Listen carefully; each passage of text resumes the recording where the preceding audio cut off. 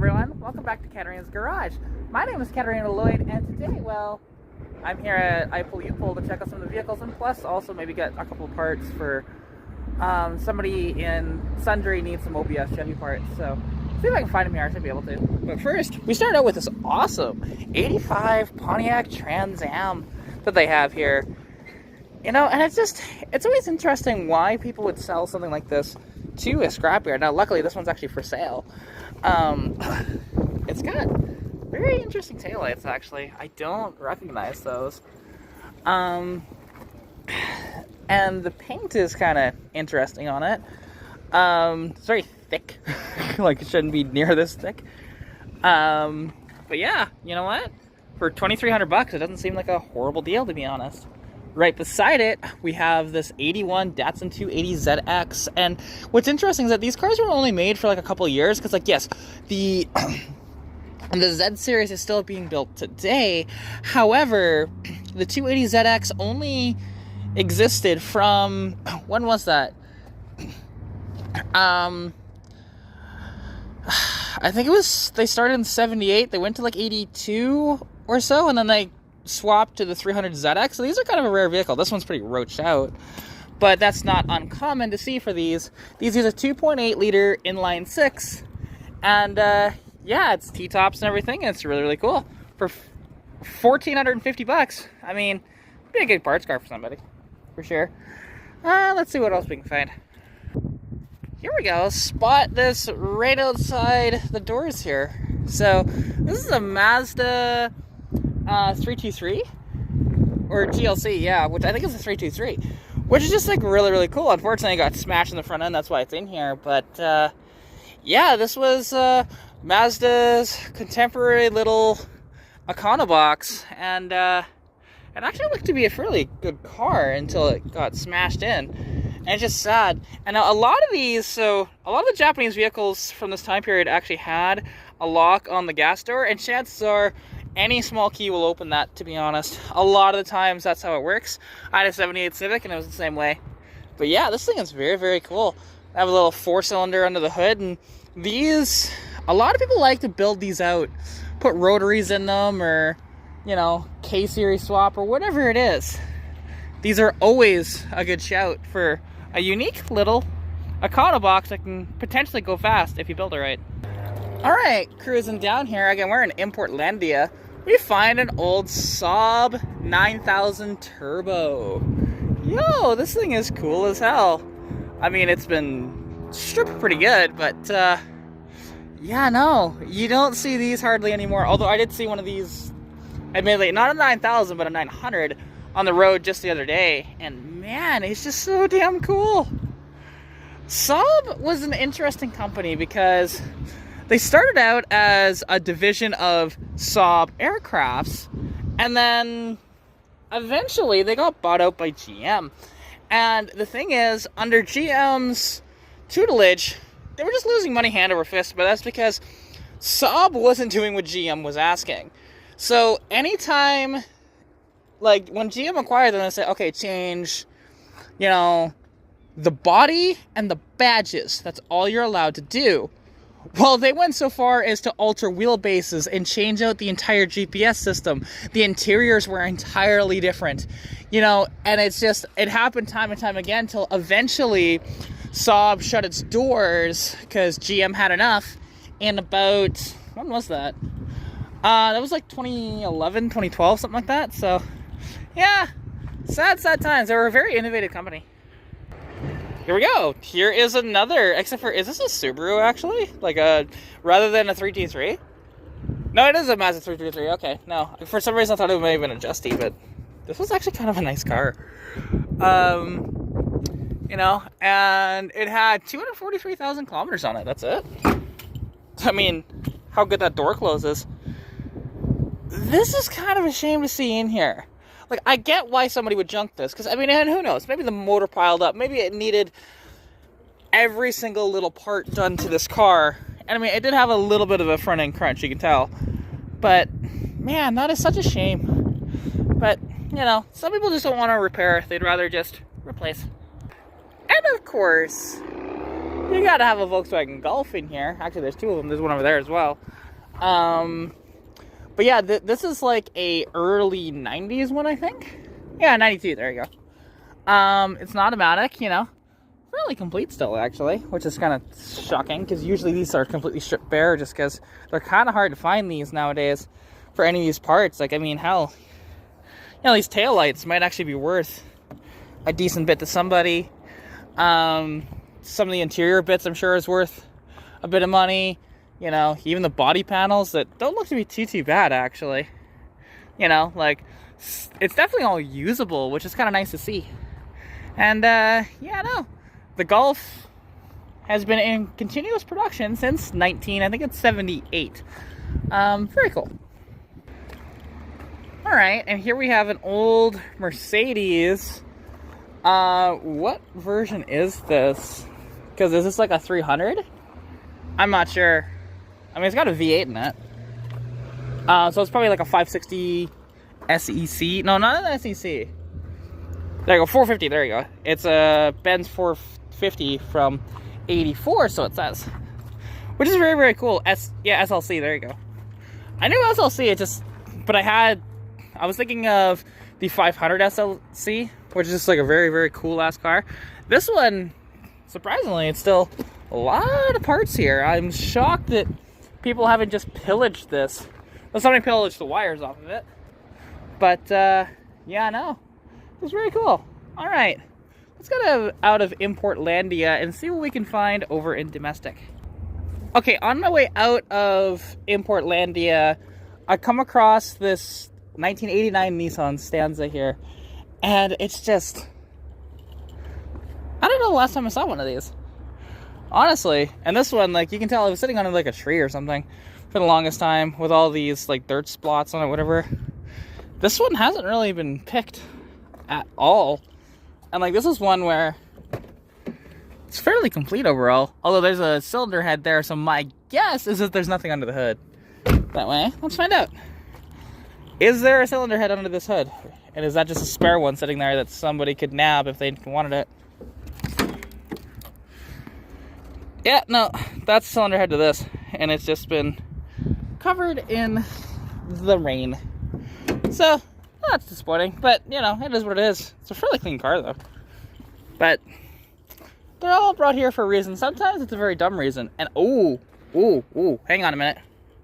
Is this what I think it is? Is this a BMW 2002? No, it's just a 3 Series. My bad. It's an 80s 3 Series, but still really freaking cool. You know? And again, like, sometimes these things, like, are junked for a reason, but I'm just trying to figure out why this one was. Because somebody would have paid a pretty penny, unless it was just roached underneath, I suppose. But somebody would have paid a pretty penny for this little car here, to be honest. Because it's not that bad. It's got one little dent here in the quarter panel. The steering wheel's all kind of mucked up. And it's got 2 different seats in it. But, yeah, no. Then there's this one beside it.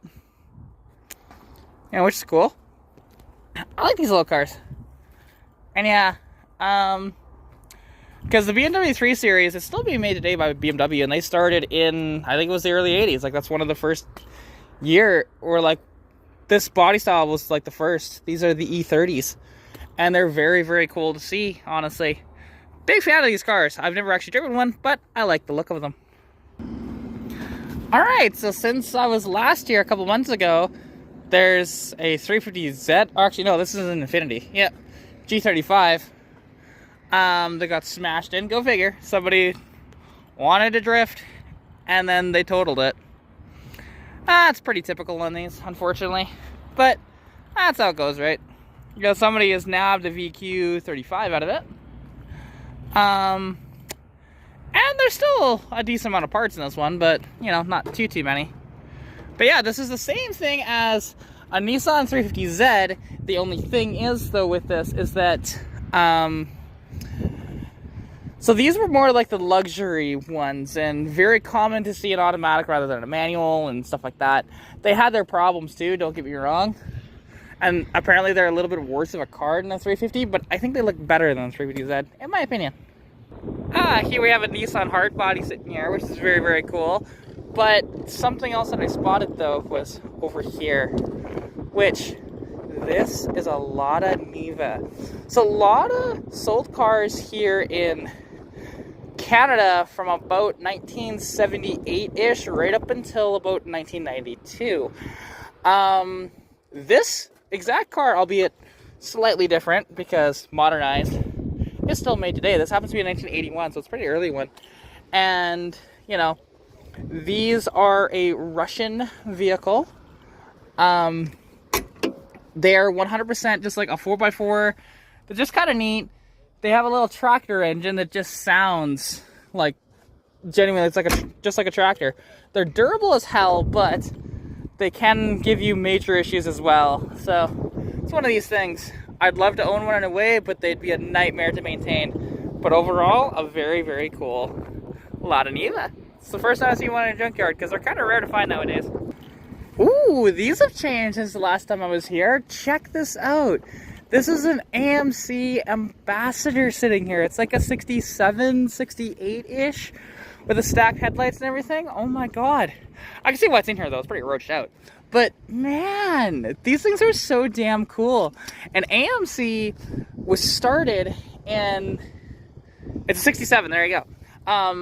It was started in 1953 after Nash and Hudson formed to create AMC. Now that conglomerate was supposed to be a much larger conglomerate. And actually, the merger with Nash and Hudson was actually the largest merger of any auto manufacturers until PSA started. And it's got a little, okay, AMC V8 under here with a Holley 2-barrel. All right. It's probably like a 290 maybe. I doubt it's anything bigger than that, but it's really hard to tell because all these AMC engines, actually all their V8s, had this, like, they were the same block from the 290 all the way up to the 401. You know, bench seat, column shift.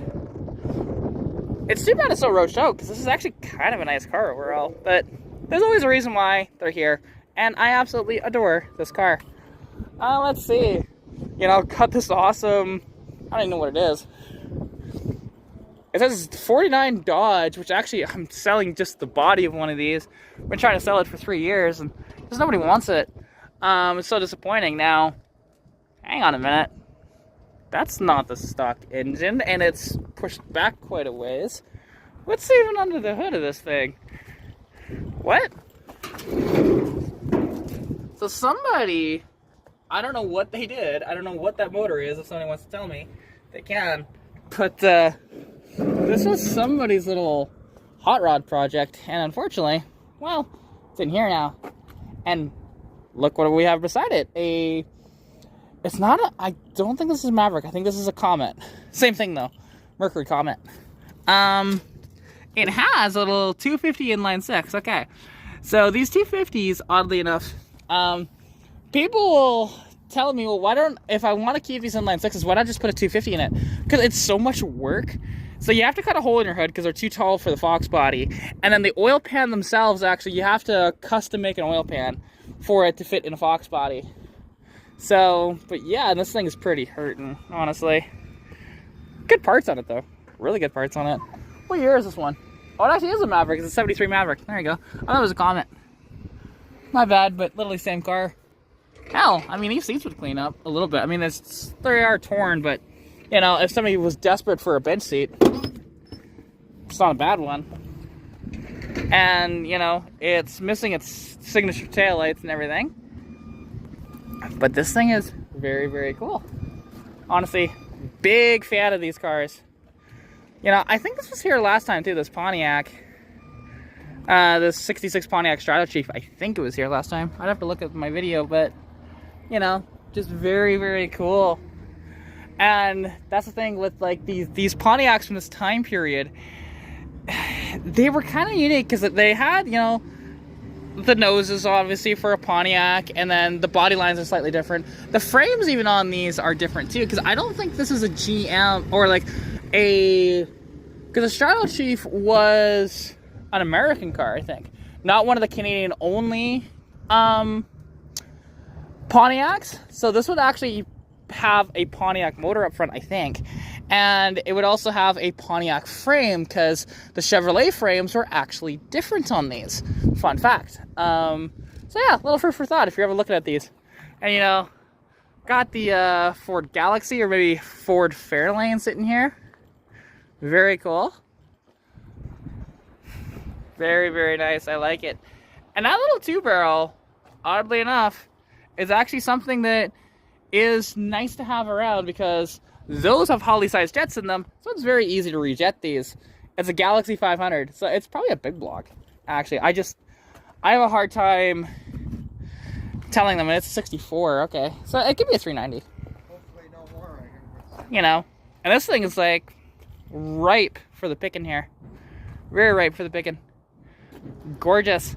Here we have like a 65-ish GMC truck that has seen better days, absolutely. I don't remember seeing this one last time. But it's pretty roached out. There's not a lot left on this carcass. Like, there's still some usable parts, but not much.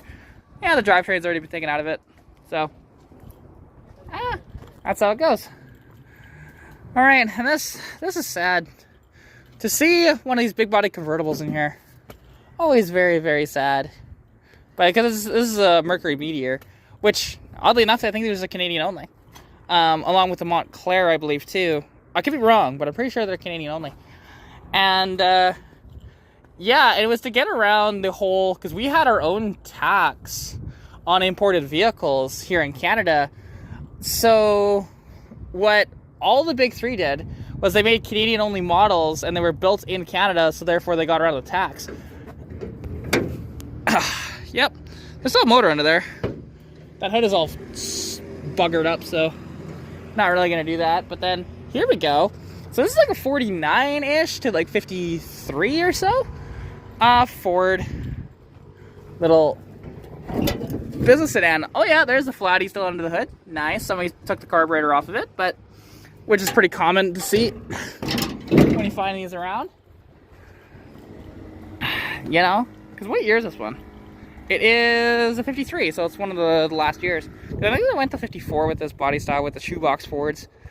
But they're very, very cool. And these are coming back into style. I mean, it's a 4-door, so it's not as cool for a lot of people. But really, when 2 doors are getting out of sight, this is what you get. And also, it's a 303. Kind of cool. Now we have this sitting here. Which, this is another AMC, isn't it? I think this is a Rambler. It's damn cool. I love these old AMCs. Like, I'm pretty sure that's what this is. And, like a 67 or so. Let's see, am I right? Oh, no, it's a Fury. What am I talking about? I thought it was an AMC. My bad. Oh, yeah, I can see it on the roofline now. My bad. I got so focused, and actually the Rambler taillights would have been like that, not like this. So, but yeah, still very cool. This probably would have had a big block under the hood, and, you know, that's why it's gone, and, you know, probably a 727 behind it. You know, it's all gone. But very cool. You know, what we have here is a little MGB. These were a little British sports car, and, you know, had a little 4-pot with a 5-speed manuals in them. You know, these are very, very popular in the racing scene. Like, people will build these to race them, and it's just so cool, honestly. And I like these little cars. You know, they're very, very light. They're very small. Like, this thing is maybe 12 feet long, maybe. Like, it's tiny. And this is a 1980, so this is one of the final years of them being made, at least over here. This would have had these giant rubber bumpers front and back, because safety laws here in Canada and the States made it so that they had to do that. But yeah, this thing is cool as hell. I'd love to own one. I love little roadsters like this. And these were very, very popular. And they sold right up until they, you know, into the 80s, actually. Like, not here, but, and what's surprising, it's got a Motorcraft oil filter on it. Interesting. But yeah, Because I think they built them to like 85 or 86 in Europe. But over here, they stopped production of them quite a bit earlier. Now we got this cool old thing. Is there a motor? Yes, there is. It's an old little Ford 2-barrel. Is this the one that was... No, this is not the same one. No, this is different. Because this is like a 67 or so, like Fairlane Galaxy. 68 Fairlane. There you go. So this is actually based on... So, I mean, the Fairlane was kind of its own thing, but these were... The Fairlane became the Torino because I actually had an opportunity to, when I was, I think it was 16 or 17 at the time, 94.1 CJOC in Lethbridge used to do this classic cruiser giveaway. This was their very first one that they actually did, and it happened to be a 68 Fairlane Torino Fastback 302 car. And my name was drawn for it, but I didn't end up winning it in the end because there's a party at the end, whatever else. But fun fact, because I wasn't 18, I could not actually attend the party, so I had my dad go as proxy, and apparently one other girl had the same thing. So just kind of interesting. You know, here we have an Impala, and I know it's an Impala because it's got 3 taillights rather than 2. The Biscayne would have only had 2. And a 68 Chevrolet Impala. Now this was sitting in a barn for a long time, it looks of it. Or actually outside of a barn. But yeah, no engine, no transmission. Who knows, could have been a big block car. Hard to tell. I don't really know these incredibly well. Although this one being a 2-door, just kind of sad to see in here. But I understand why. It's pretty rough all around. But the body's not terrible though. So just kind of a shame that it's in here. But, you know, that's how it goes. So yeah. Really cool car. Alright, so trying to find an OBS, and I find this old, like OBS Chevy, I find this old Ford Super Cab here, which is really cool. This would have been like an F-250, I think. You know, and it's got, and that is a big block under there. Potentially a 390, maybe 360, something like that, depending on what year this one exactly is. 2-barrel though, which is surprising. And, yeah, no, it's just kind of sad to see it here, but it's totally understandable. I was going to say, what year is this one? It was built in 78. Okay, so it's a late one. So that might actually be a modified under the hood then, because I don't know my Ford bigger motors, because it looks like a big block or, like, similar, because, let's be honest, a modified and in Cleveland they may as well be big blocks. They aren't technically, but they kind of look like one. And I may have just scored. Now, I don't have the Chevy badge, but it's not the best of conditions. But I'm going to send a couple pictures out to the person that is interested and see if this will work out for them. And if not, then, yeah, because this one was already pulled. I just needed to pull out the lights on it. But, so, we shall see. So, I kind of skipped over this. This is a second-generation Honda Civic. I had a first-gen. Now, this happens to be a 4-door. It's probably the 15 or 1600cc under the hood then, being a 4-door rather than a 2-door, which, I mean, we can check here. These are front-hinged hoods. And that appears to be the... Oh, it's a 1300. There you go. Okay, so that makes sense, actually. Just a little upgrade over the 1200 that was in the first-gens. And, yeah, there's a lot of parts that are still on this. And it's too bad that none of these parts interchange that well with the first-gen cars. Because if they did, oh, hell yeah. Because even, like, the bolt pattern on the wheels are different and, you know, stuff like that. Because this is an early second-gen. Like, this being an 82, because I started in 1980. So, only a couple of years that they did this. Because I had a 78, and... I miss that car. I wish I could have actually got it back on the road, but I just didn't. It's actually a fairly clean car. Kind of sad that it's in here, but yeah. It's kind of one of these things where... makes me miss my Civic. They're not as cool looking as a first-gen Civic, but they're still really damn awesome. I like these little cars. Very dependable cars, too.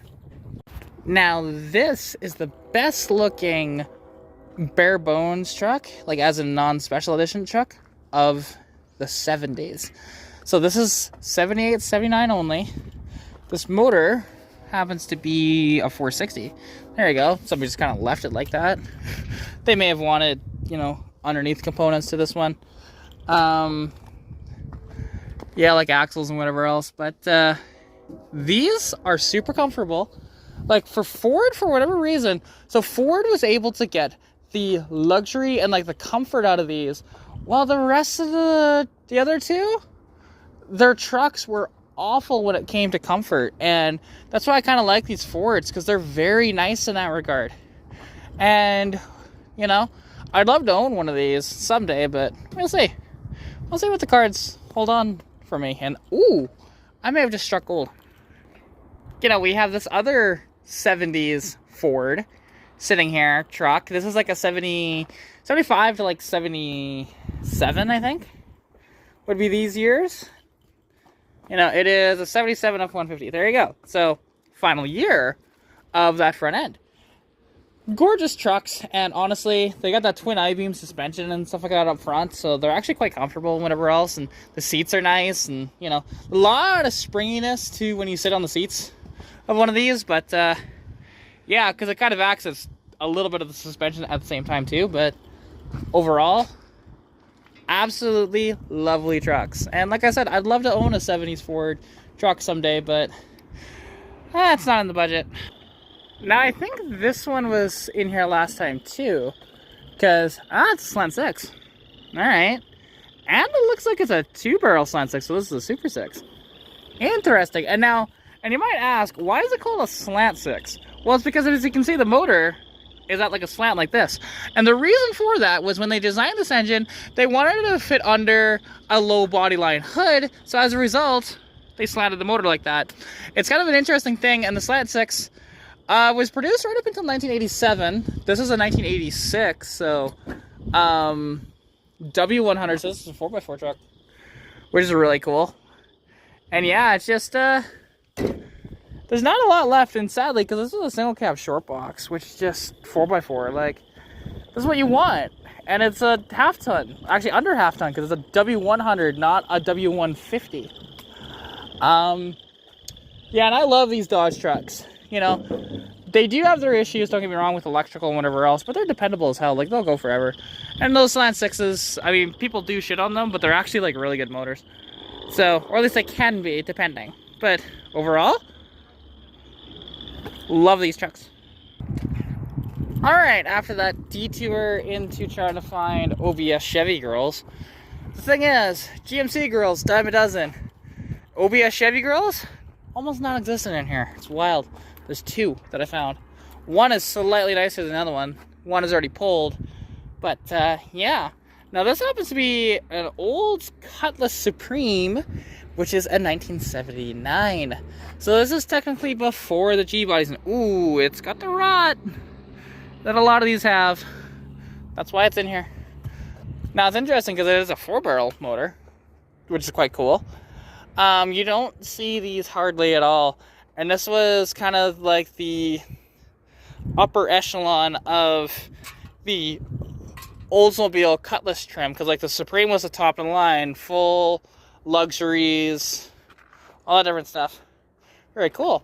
Now what's interesting, this is kind of unique. Now, it's not a GTP, but this is a Grand Prix Special Edition. Like, somebody would probably want this, you know, deck lid spoiler for their Grand Prix, and the fact that it's a 2-door, you know, it's pretty cool. They didn't make too many of the 2-doors. They were mostly 4-doors. Just pretty cool. I've always liked these. My mom actually had a GTP when I was growing up. The GTPs were the 3.8 supercharged, and oh, wait a minute. This is a GTP Special Edition. Hang on a minute. Because that is an Eaton M90 supercharger on top of there. And really good little superchargers, to be honest. Very small, and I want to put one of those on my Mustang at some point. I'm not going to pull it, because I don't really have the money to be buying parts like that. But yeah, so it is a GTP Special Edition 2-door. Wow. It's kind of sad that it's in here, because it doesn't look that rotten or anything either. But who knows? The transmission probably blew up on it, and that's why it's in here. Because genuinely, that happens to them all the time. Because, like, The transmissions in these are at their absolute limits with the 200 and it's either 40 or 60 horsepower. I think it's 260 horsepower that these 3.8 supercharged motors have. But overall, very cool. And it's even got, you know, that air grabber looking hood on it too, which is cool. Like, yeah, no, this is very interesting. It's too bad that it's in here, but I get why, because like I said, the transmission probably piled up, and these aren't worth a ton of money, so yeah, just overall, sad sight. You want oddball Chevrolet? I'll give you oddball Chevrolet. This is a first generation Cavalier. So this is a 1982. You don't see these early ones like this ever, honestly. It's kind of cool to see. Little 2-liter, you know, up here. And yeah, they were not good vehicles. I'm surprised it's as solid as it is, even though like the rocker's gone on this side, but you know, the interior, oh, look at those seats. How many miles does this thing have for the seats to look like that? It's got 212,000 kilometers on it, so that just means it was maintained very well until it finally just blew up one day. Or it kind of looks like it's sat, potentially, or who knows, maybe it did pile up. Oh, it's not a 92, it's an 82. It's an early one, because yeah, 92 is looked totally different than this. Similar body style, but again, they were a little more aggressive looking. I like to see these old ones, like these first generation ones, but do I want one? No. Here we go. Here we have, I think this is a Malibu. Chevrolet Malibu Coupe. Which again, sometimes it's really sad to see some vehicles in here, and what is going on here? There's a roof off something. There is side steps, or like, yeah, these are side steps off a truck. And yeah, because for a moment I thought that was like parts to a roll bar. I'm like, hang on a minute. But yeah, it is a 79 Chevrolet Malibu, which the Malibu was the top of the line. Well, hang on, because when the Malibu started, like, because everybody thinks of the Chevelle Malibu, where like the Malibu was a trim of the Chevelle initially, and then it turned into its own car after a while. But yeah, and the Malibu was like the top trim, you know, you had all the luxuries, everything like that, and yeah, pretty cool. Sad to see in here though. We move on to a Monte Carlo. This is what, 79, maybe 81, somewhere in that range. I think it's like a late 70s one. Called it 78. Yeah, no, this thing is just cool. I like it. I've always liked these cars. It's just, you usually find them when they're pretty dilapidated, and you have to watch for the rot on the rear frame rails and stuff, and it's just, they can be a bit of a nightmare. But they're very, very cool, and I like them a lot. You know, there's a New Edge Mustang there, of course. There's always have to be a New Edge Mustang in here. A Ford Tempo, which is kind of cool, because you know you can get these in an all-wheel drive with a stick. It's pretty rare. You know, hey, a Pontiac 4000 by looks of it. That's cool as hell. You don't see these very often anymore. It's a little two-door too. At least I think that's what this is it? Oh, it's a Phoenix. Okay. It's a Phoenix.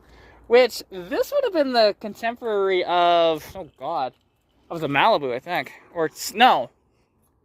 Of the Cavalier, maybe? I don't know on these, to be honest. They're not really my forte. They're kind of cool, though, to see around. But, yeah, no. I like it. This would be a cool car to drive around and build. And that door's not going to open, whatever. Because, yeah, rear-wheel drive, you know. V8. Well, actually, this is... Oh, no, these are front-wheel drive. Okay, so they are, like, of that Cavalier-ish... What would have even been around then? This could have been based off of this front-wheel drive. I think, yeah, just, like... Because it's not Cadillac, I can tell you that off the bat. But, yeah, overall, really cool. So here is a Ford LTD in the parking lot. There was one of these actually in the parking lot when I came in, and I think they were looking for parts off of this thing, but there's not much left of it. You know, it's been picked pretty clean. There's just big mud pits, so I'm not gonna walk over there. And, ooh, it's rotten as hell. What, was this thing sitting in Shrek Swamp? Like, jeez. Brought some of the swamp with it. There you go, there's some hard pack stuff here. Jeez. Like, this thing is just gone, and it's so sad. So this is like a 72-ish Ford LTD. There's not a lot left on this carcass. It's been picked clean, but you know, this was Ford's. This is actually not the start of the Panther body. I don't think the Panther body came a little later, in like the late 70s, I think. But regardless, this, you know, was one of Ford's nicer vehicles at the time, and yeah, and you can tell it's been sitting for a while because it's still got bias ply tires. So yeah, just for reference. Very cool though. Here we go. We stumble into Chrysler land and we find not one, but two Jeep two-door Cherokees, which is so damn cool. So like Wagoneer / Cherokee. Because the Cherokee itself was a different, it was a different trim. So okay, you got the V8 here, which is probably a 360 is my guess. And it's a two-door, which is just so damn cool. You never see the two-doors. It just happens to be an 82. That way, which is very neat. These were a very nice vehicle in their day. These were very popular. They're all, you know, 4x4, and they usually had either a 360 V8 or the 252 inline 6, or 258, sorry, not 252. Overall, very cool. And it's just such a shame it's in here because it doesn't look that bad. Like, I mean, yeah, it's obviously, you know, stripped out now. But I do wonder with this one, why it ended up in here. But mind you, they could have had this for sale on Marketplace for like months or whatever, and no takers, so they just finally sold it to the junkyard. Just like with this one, because they probably came from the same place, is my guess. Here's another one. Now, this happens to have the... Actually, it's another V8, yeah. Because actually, come to think of it, I think these all had the V8s, mind you, not... I don't think you could get the inline 6 in these. But yeah, same thing. This just happens to have, you know, the Cherokee decal on it. This is a 79. And this one's a little more complete. It's got the seats in it and, you know, interior in the back and whatever else. No headliner. Got an aftermarket radio in it. Damn. Such a shame, man. Such a shame. Because these, like, somebody could have built these, honestly. But I understand why they're here. It's just... sometimes when you see stuff in the junkyard, you just kind of cry a little bit. Now, I'm wandering Chrysler land, and I come across something very interesting at the end here, or close to the end. So you can see it. This is a Dodge Charger, or it's an Omni 024. Actually, wait a minute. No, scratch that. It's a Rampage. Yo, it's a Rampage. Oh man, I've wanted one of these for so long. But they're not a good vehicle, although it had the scoop on this. Was this, like, decked out with the, I don't think this one had the turbo, because what year is this one? It's an 83. It wouldn't have been turbo yet. It is a 4-speed.